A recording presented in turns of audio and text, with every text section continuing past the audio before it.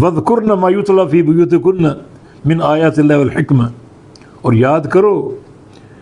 وَاذْكُرْنَ ذکر سے ہے، ذکر کے کئی معنی ہیں، یاد کرنا، یاد رکھنا، اور ذکر کا معنی زبان سے بولنا، جیسے آپ ذکر کرتے ہیں سبحان اللہ والحمدللہ، یہ زبان سے بول کر ذکر کرتے ہیں، تو ذکر یاد کرنے کے معنی میں، ذکر نصیحت کے معنی میں، ذکر یاد رکھنے کے معنی میں، ذکر زبان سے بولنے اور کلام کرنے کے معنی میں۔ تو وذکرنا میں یہ سارے معنی جو آیات اللہ آپ کے گھروں میں پڑھی جاتی ہیں ان کو یاد کرو اور ان کو یاد رکھو،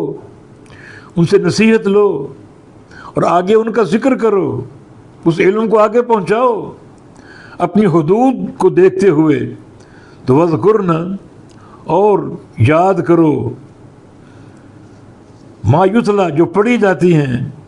فی بیوتکن، آپ کے گھروں میں، من آیات اللہ، اللہ کی آیات، ان قرآن کی والحکمہ، اور حکمہ، حکمت سنت، نبی علیہ السلام کی حدیث، گویا نبی علیہ السلام کے گھروں میں کتاب و حکمت، قرآن و حدیث پڑھے جاتے تھے۔ یہ حکمت کا معنی دانائی کی باتیں، جو قرآن کی تعبیر ہے، وہ تعبیر بھی تو نبی علیہ السلام کی حدیث ہے، ورنہ اللہ کے نبی کی موجودگی میں کس کی دانائی کی باتیں پڑھنے کا حکم دیا جا رہا ہے؟ ایک ہی شخصیت محمد الرسول اللہ صلی اللہ علیہ وسلم،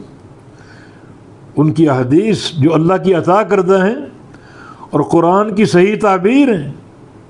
ان کو پڑھنا، ان کو یاد کرنا، یاد رکھنا، ان سے نصیحت لینا اور آگے ان کو پہنچا دینا، زبان سے ان کا اظہار کرنا، یہ سارے معنی ہیں۔ وذکرنا، اور خوب یاد کرو اور خوب یاد رکھو، خوب نصیحت لو، خوب ذکر کرو، تعلیم دو، ما، اس چیز کی، یتلا، جو تلاوت کی جاتی ہے، پڑھی جاتی ہے، فی بیوتکن، آپ کے گھروں میں۔ وہ گھر اللہ کے نبی کے تھے، بیوت، بیت ان کی جمع، اللہ کے نبی کے گھر جس میں ازواج مطہرات رہتی تھی، ان گھروں میں دن رات آیات اللہ پڑھی جاتی تھی، احادیث کا ذکر ہوتا تھا، نبی علیہ السلام کی باتیں بیان ہوتی تھیں، امہات المومنین نبی علیہ السلام کی احادیث کا سماع کرتی، آپ کا عمل دیکھتی، وہ بھی تو حدیث ہے رسول اللہ صلی اللہ علیہ وسلم کی،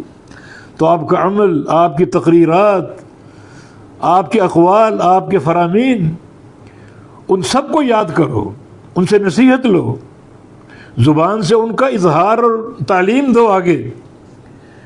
ان اللہ کان لطیفا خبیرا، بے شک اللہ تعالی لطیف ہے اور خبیر ہے۔